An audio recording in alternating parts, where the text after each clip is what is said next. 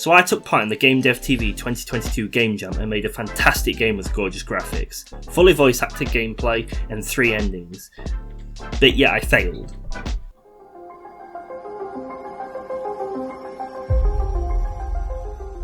Welcome, my name is Decryption, and today we will look at the post-implementation review for my Game Dev TV 2022 game called Beyond the Veil. We will look at what went right, what went wrong, changes I'd make next time, did I improve from last time, viewer feedback and my next plans. This was hands down one of the biggest games I've made so far. I used Quixel Megascan Library to get photorealistic geometry and it just looks beautiful. Paired with Nanite for better performance and Lumen for real-time lighting, the scene looks aesthetically pleasing. I had a story fully continued from part 1 of my game, All That Glistens Is Not Gold. It had 3 endings, good, bad and, well, I guess depending on your moral standing, but also good. There were 7 voice actors in the game, so big shout out to Buffy2006, Profile Name, William Everton, Kemp133, Butch from Fallout 3, and Pariah from Overwatch, and, well, me, Decryption. I also had subtitles, a few comments on my previous games where people wanted subtitles, so I added them using Unreal's built-in kit. Although limited, it worked absolutely perfectly.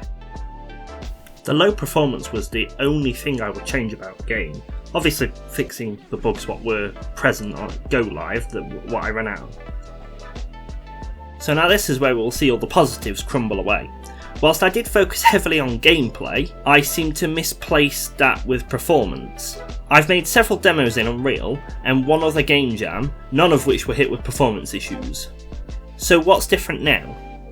Megascans and Lumen seems to be the only difference between anything Unreal I've ever done that's been hit with performance issues. All of my blueprints were event driven and really lightweight, so it can't be that. Lumen provides real-time lighting at an incredibly low cost of performance. However, this is where the questions began. When the low FPS was first pointed out to me, deleting some lights controlled by Lumen seemed to give me back some FPS, which I thought was odd. Megascans is the only other aspect of the equation that I can see that would have caused low FPS. Deleting Megascans made the FPS greater, but combined with Nanite and the auto LODs on Megascans, I can't see why that was an issue. I'm yet to actually find the issue to why I had low performance. See, this is where I would normally reel off a list of things I'd do better, but while I'm happy with what I did, I managed my time effectively, focusing on gameplay and core mechanics over look and feel. Out of the 10 days, the entire map design was done in the first 2, leaving 8 to focus on everything else, more than enough time. But the one thing I have to take away is performance. I need to look into performance tuning so I can fix it when it comes up.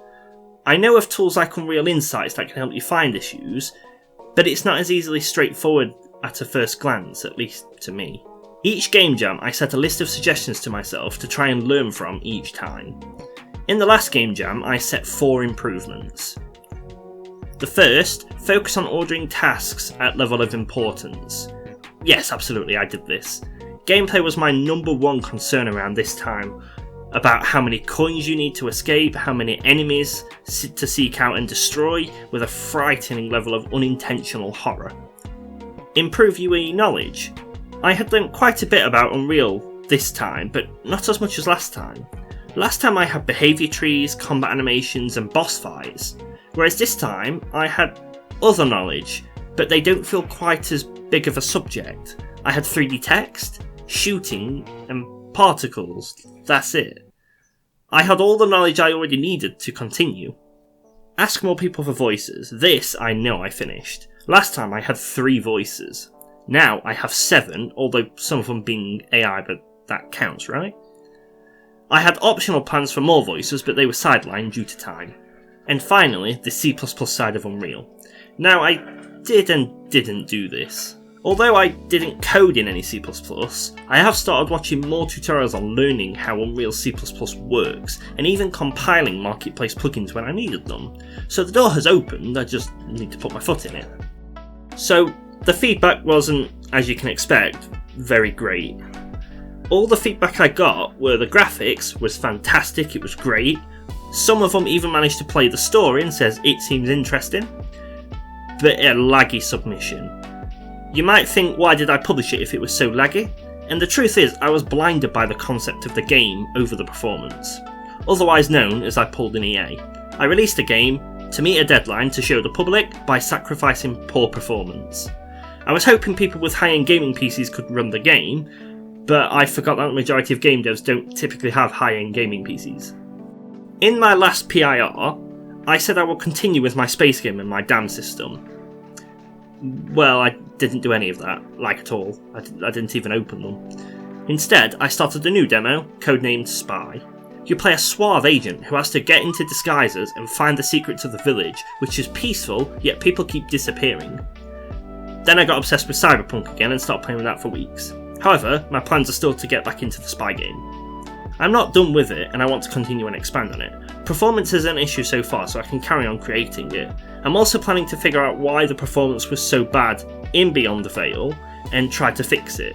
And if I can figure out and fix it, I'll create a post-jam patch to allow people to hopefully experience it. It's a unique game.